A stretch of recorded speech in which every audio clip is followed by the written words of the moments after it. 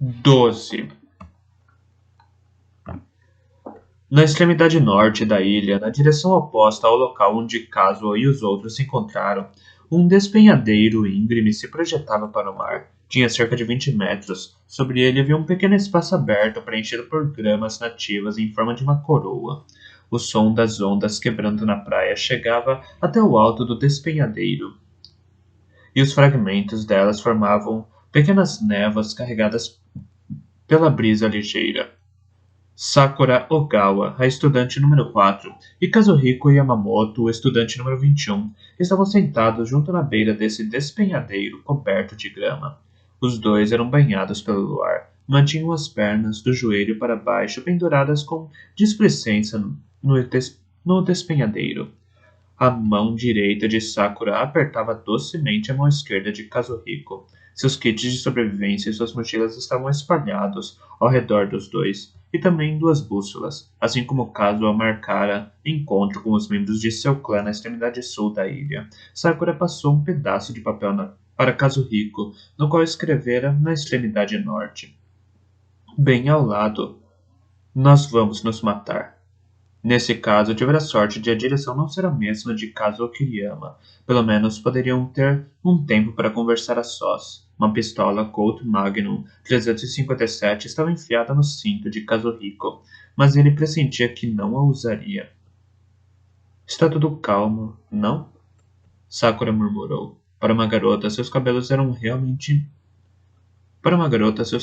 bem curtos e podiam se ver sob eles, a começar pela testa larga, as linhas de seu lindo perfil, formando um rosto delicado e sorridente.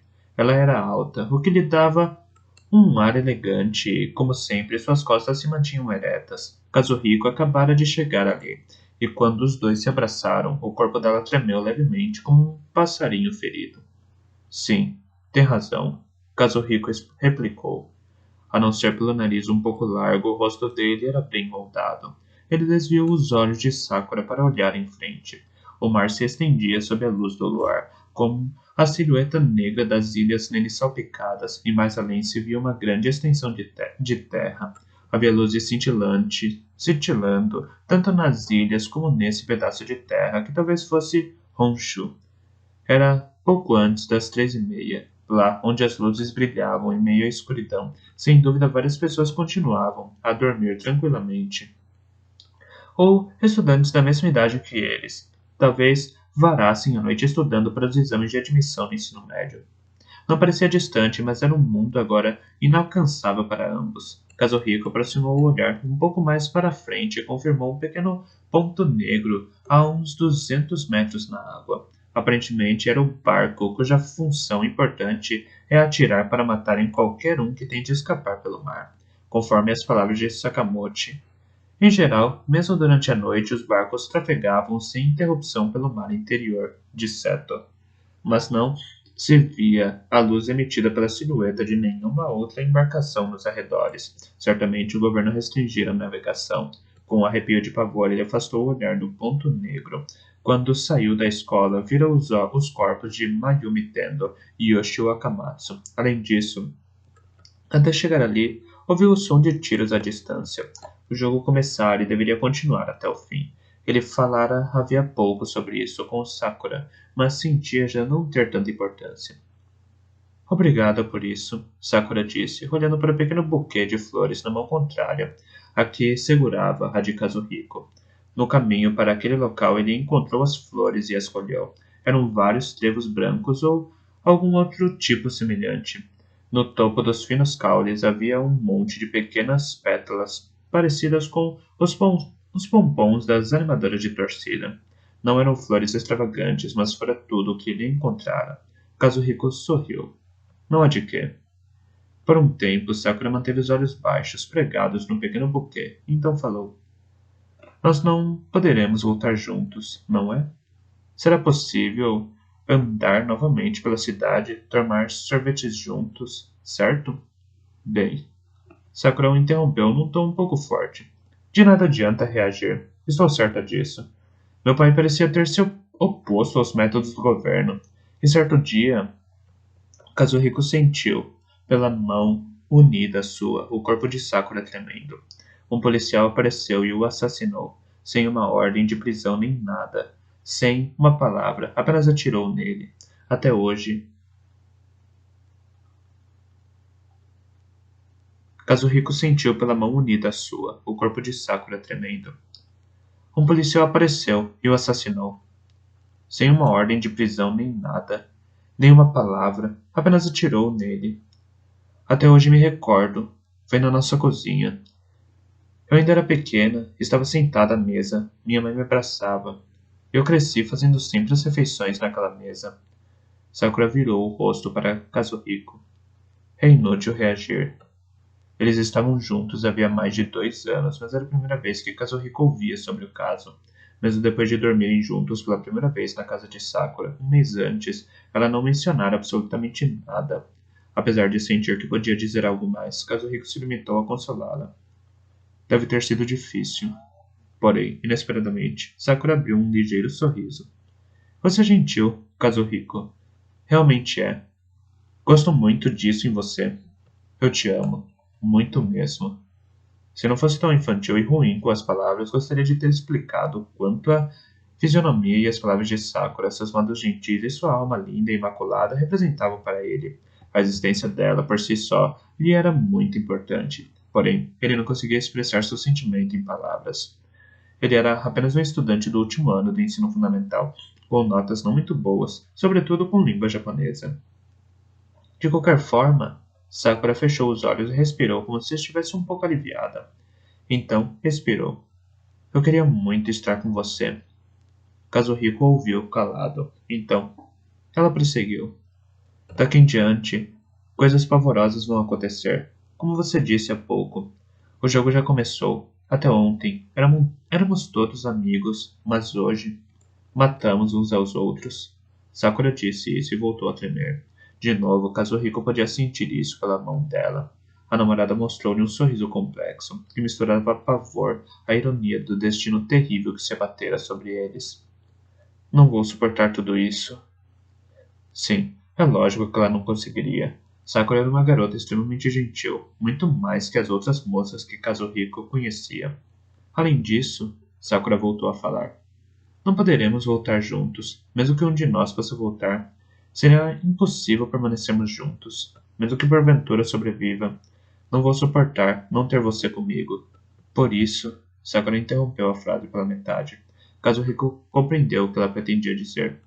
Por isso, vou me matar. Aqui, enquanto ninguém me atormenta. Diante de você. Ela não externou o que ele pensara, mas completou.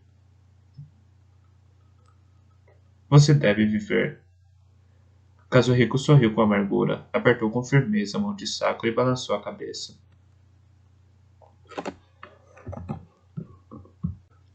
Não seja cruel. Eu me sinto da mesma forma. Por mais que eu sobrevivesse, não suportaria viver sem você. Não me deixe sozinho, por favor. Lágrimas rolaram inesperadamente dos olhos grandes de Sakura que miravam os de Kazuhiko. Ela desviou o rosto do dele, enxugou os olhos com a mão esquerda que segurava o buquê de trevos brancos e perguntou algo repentino. Você viu aquele programa? Os da nove... O das 9? Às quintas? O último capítulo de Hoje à Noite no Lugar de Sempre? Kazuhiko assentiu com a cabeça. Era uma novela transmitida pelo canal DBS, da TV aberta. As novelas produzidas pela TV da República da Grande Ásia Oriental eram histórias de amor triviais, mas com um ótimo enredo e, em anos recentes, obtinham os mais elevados índices de audiência. Ah, eu assisti, por recomendação sua. Por isso, eu pensei, enquanto ouvia o que Sakura dizia, Kazuhiko pensou, a gente sempre falava coisas assim. Éramos muito felizes jogando conversa fora. Sakura quer que sejamos até o fim como sempre fomos. Pensando assim, Kazuhiko também sentiu vontade de chorar. Bem, os dois protagonistas poderiam acabar juntos, como é de se esperar. Mas por que Mizue, a amiga de Miki, interpretada por Hana Kitagawa, não foi atrás do homem que amava? Isso me deixou decepcionada. Se fosse eu, teria ido atrás dele. Kazuhiko sorriu. Sabia que você diria isso, Sakura. Sakura devolveu-lhe o sorriso, tímida. Difícil esconder algo de você. E prosseguiu alegremente. Lembro até hoje quando eu te conheci na escola e nos tornamos colegas de turma. Você era alto, bonito, porém, mais que isso. Eu estava certo de que você poderia me entender, de coração. Não consigo me expressar bem. Kazuhiko mordeu de leve os lábios, pensou um pouco e prosseguiu. Não consigo me expressar bem, mas talvez eu também me sentisse dessa forma. Falou bem. Em seguida, virou-se de frente para Sakura, ainda com a mão esquerda segurando a mão direita dela. Estendeu o outro braço sobre o ombro da garota. Eles se abraçaram nessa posição e se beijaram. Foram apenas alguns segundos. Não. Algumas dezenas de segundos. Não. Uma eternidade. Mesmo assim, seus lábios se afastaram. Eles ouviram um farfalhar de um arbusto atrás deles. Não havia dúvida de que alguém estava lá. E aquele era o sinal.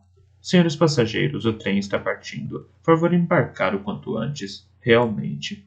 Nada mais havia a dizer. Sim, eles pretenderiam resistir. Poderiam empunhar a arma e lutar com o adversário atrás deles.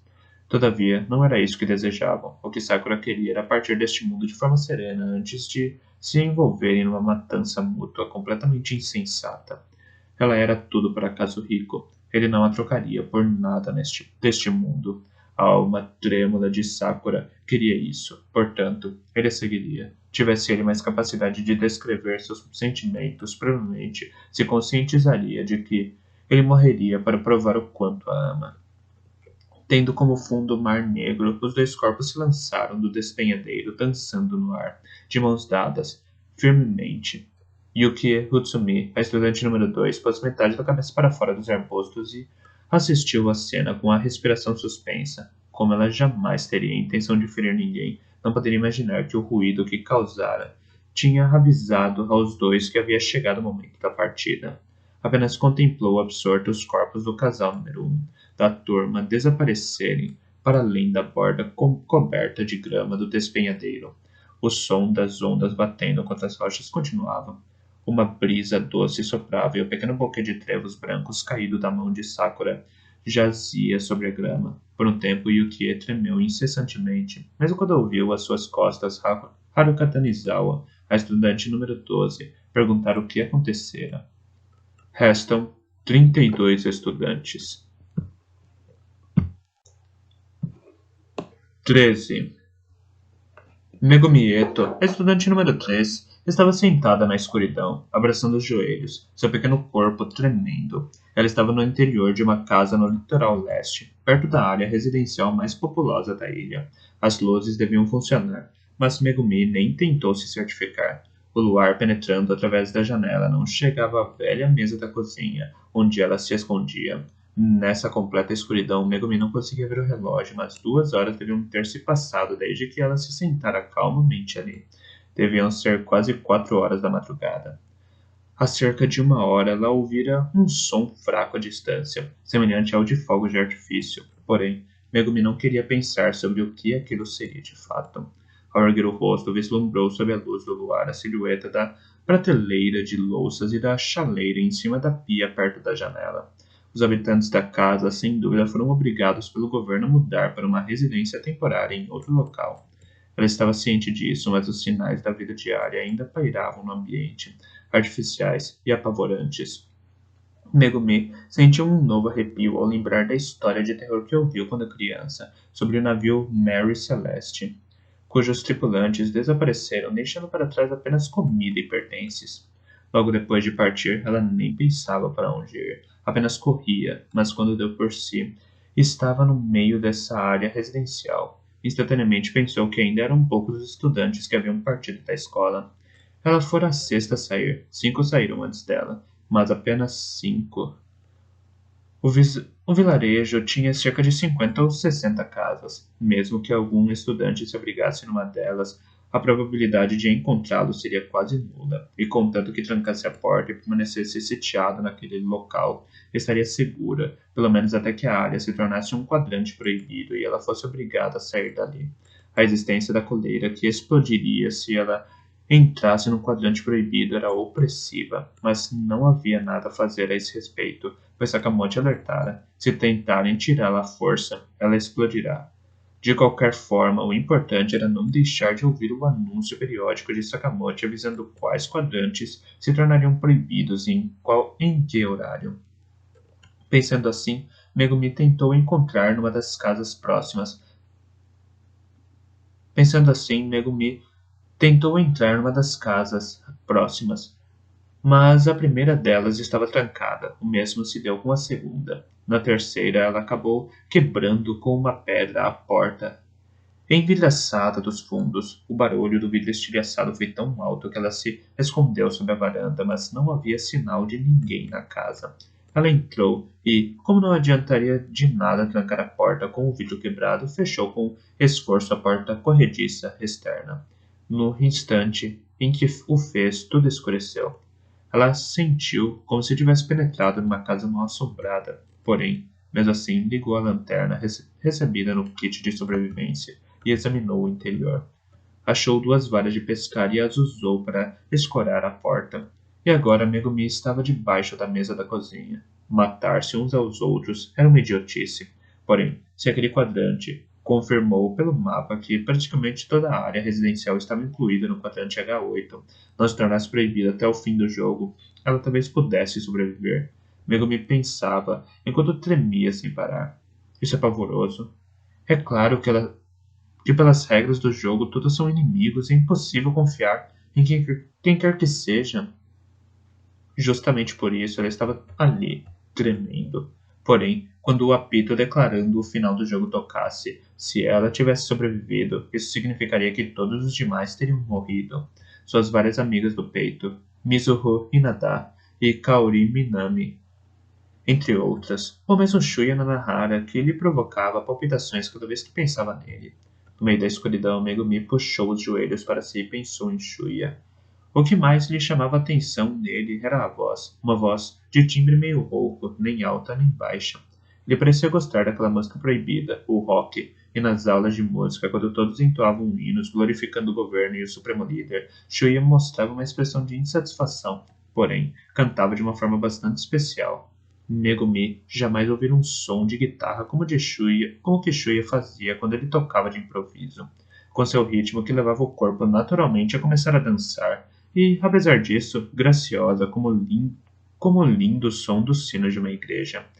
E seus longos cabelos ondulados. Ele dizia que imitava Bruce Springsteen, mas Megumi ignorava quem seria esse, e os olhos gentis, cujas pálpebras duplas lhe conferiam um ar meio sonolento. Megumi às vezes os achava graciosos, como os de um gato. Sem contar o porte elegante por ter sido o principal atleta da Little League no início do ensino fundamental. Quando pensou no rosto e na voz de Shuya, seu corpo parou um pouco de tremer. Ah, seria maravilhoso se ele estivesse agora aqui, ao meu lado. Mas por que não confessei a Shuya meu sentimento por ele, numa carta de amor, pedindo que fosse a um local determinado para ficarmos cara a cara, ou mesmo por telefone? Agora é tarde. Tendo pensado nisso, algo lhe passou pela cabeça. O telefone. Sim, Sakamoto dissera que mesmo entrando numa casa não seria possível usar o telefone. Mas Megumi pegou às pressas sua bolsa de nylon que estava ao lado do kit de sobrevivência, abriu o zíper e vasculhou com um afinco entre as mudas de roupa e os artigos de toalete. A ponta dos dedos tocou um objeto quadrado e duro. Ela o retirou da bolsa. Era um celular, a mãe de Megumi o comprara para o caso de acontecer algum imprevisto durante a viagem. Bem, o jogo era muito mais do que um imprevisto. Ela sentia inveja dos colegas de classe que possuíam celulares e se emocionou com a sensação de ter um só dela. Mas por outro lado, ela sempre achara os pais superprotetores e, mesmo julgando se tratar de uma preocupação exagerada da mãe e algo desnecessário a uma estudante do 9º ano do ensino fundamental, ela enfiou o aparelho novo em uma folha no fundo da bolsa e, até aquele momento, se esquecera completamente de sua existência. Com as mãos trêmulas, ela puxou o flip para cima. Automaticamente, o celular mudou do modo de recepção para o de envio, aparecendo uma luz verde no painel e botões de descagem na pequena tela de cristal líquido. Ela agora via sob essas luzes os joelhos e seus pertences, porém o mais importante era que no painel apareciam claramente os símbolos de antena e ondas elétricas que mostravam ser possível realizar chamadas. Ah, meu Deus! Megumi apertou impacientemente no teclado de descagem o número de sua casa no distrito de Shiroiwa. 08792. Depois de um momento em silêncio, o sinal de chamada chegou ao ouvido de Megumi, grudado ao aparelho. Seu peito se encheu de esperança. 1, 2, 3 toques. Atendam logo, papai, mamãe. Sei que não é hora conveniente para se dar um telefonema, mas sua filha está em apuros. Vamos, rápido. Uma voz se fez ouvir, e em seguida, uma voz disse: Alô? Ah, papai! Megumi fechou os olhos, encolhida, aliviada. Sentia como se fosse enlouquecer. Estou salva, estou salva. Papai, sou eu, Megumi. Ah, papai, por favor, venha me ajudar. Papai, venha me ajudar. Megumi continuava a gritar freneticamente ao telefone, mas, como seu interlocutor permanecesse mudo, ela caiu de repente em si. Há algo errado. Há algo. Por que papai. Não. Por fim, a voz do outro lado falou. Não sou seu papai, Megumi. Aqui é Sakamoto. Eu avisei. Megumi, que usou telefones, o uso de telefones é proibido.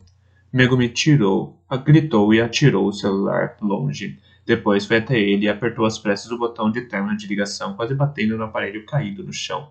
Seu coração quase lhe saltava pela boca e a esperança que havia nele fora destroçada pelo desespero.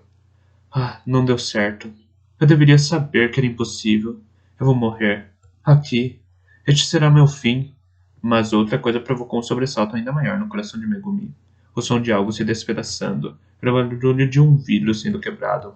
Megumi virou o rosto na direção do som. O barulho vinha da sala de estar, lugar em que ela estivera poucos minutos atrás para conferir se a porta estava trancada. Alguém chegara. Alguém? Por quê? Com tantas casas ao redor, por que logo essa? Às pressas, Megumi fechou o painel do celular, que emitia uma indistinta luz verde. Ela o enfiou no bolso e pegou a arma que estava sobre o kit de sobrevivência. Uma faca de mergulhador, de 2 gumes. Megumi atirou da bainha de plástico e a segurou com força. Preciso fugir o quanto antes. Porém, seu corpo petrificado lhe impediu os movimentos. Megumi conteve a respiração. Meu Deus, por favor, eu imploro. Não deixe que ouça meu coração batendo. Ouviu o som da janela sendo aberta, depois fechada, e passos calmos avançando devagar. Por um tempo, o som dos passos deixou claro que alguém se movia pelo interior da casa, para por fim se aproximar diretamente da cozinha onde Megumi estava. Os batimentos cardíacos se intensificaram. O fino raio de luz de uma lanterna penetrou de súbito no ambiente.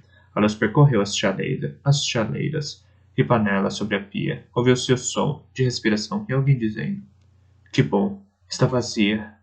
O som dos passos adentrou a cozinha, mas a voz deixou Megumi em estado de pânico, tendo esperança de que poderiam se entender caso fosse uma pessoa de seu círculo de amizade. Foi completamente esmagada. Isso porque aquela era a voz dela, a voz de Mitsuko Soma, era a estudante número 11.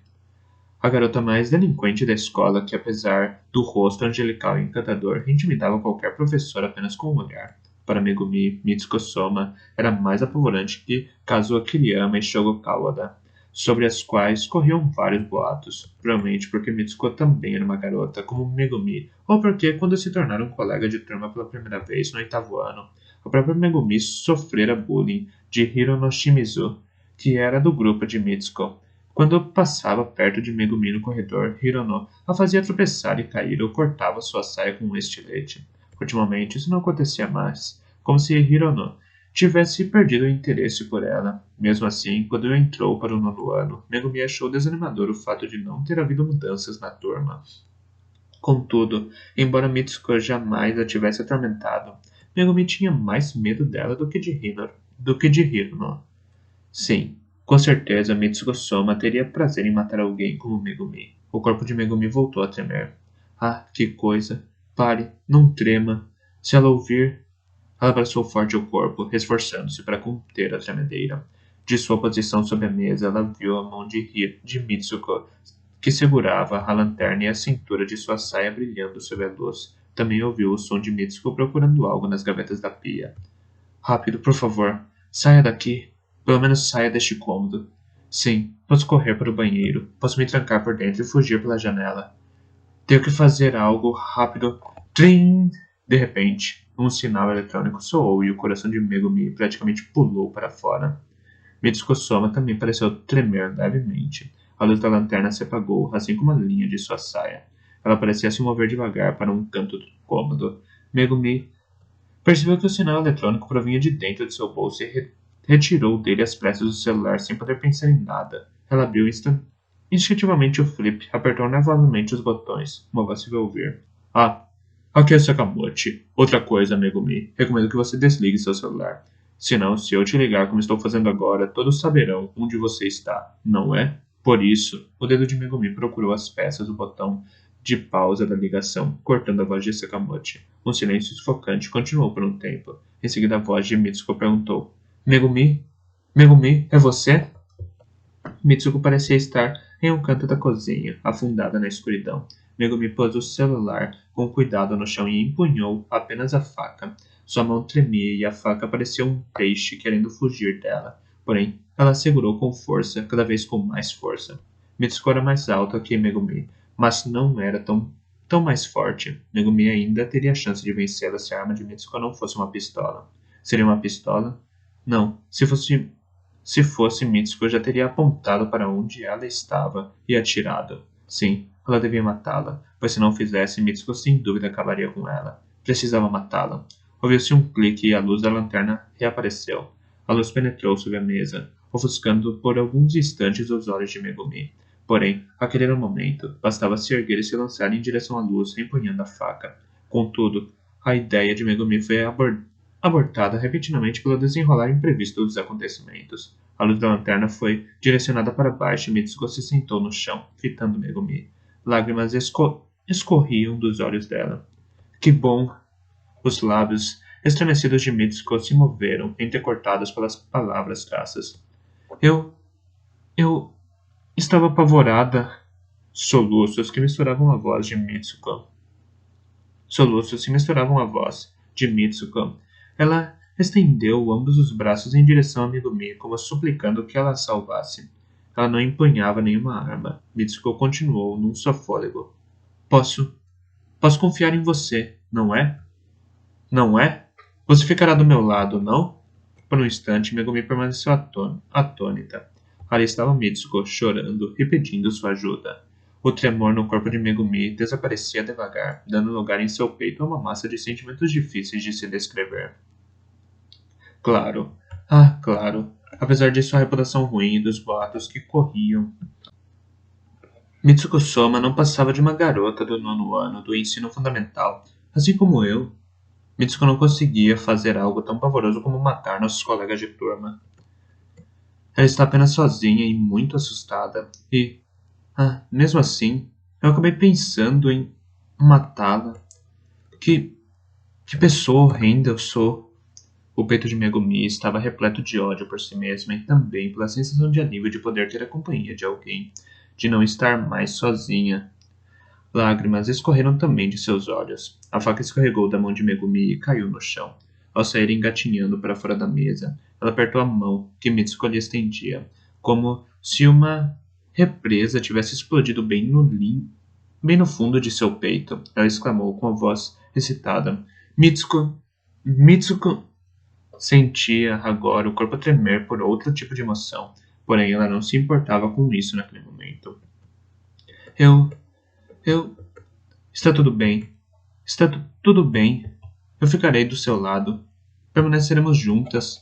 Sim, sim. O rosto abatido, molhado pelas lágrimas. Mitsuko segurou a mão de Megumi. Sim, sim. Ela repetia, balançando a cabeça. Megumi abraçou Mitsuko no chão da cozinha. Sentiu o calor do corpo da garota e conforme ela tremia indefesa em seus braços, seu sentimento de culpa se intensificou. Eu pensei em coisas horríveis, abomináveis. Pensar em matar essa garota. Olhe, Megumi falou. Eu... Hã?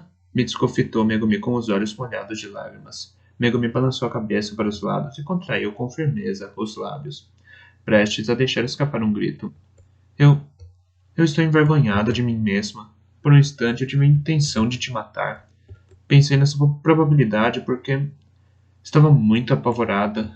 Ao ouvir isso, Mitsuko arregalou os olhos, mas não se mostrou zangada. Apenas concordou com vários gestos leves de cabeça, mantendo a feição amarrotada do choro. Depois afirmou, sorrindo: Não faz mal. Tudo bem. Não se preocupe com isso. É natural numa situação como essa. Não esquente, ok? Fique comigo, eu te peço. Dizendo isso, Mitsuko segurou gentilmente o rosto de Megumi com a mão esquerda e encostou sua face na dela. Megumi sentiu em sua pele as lágrimas de Mitsuko. Ah, Megumi pensou. Megumi pensou.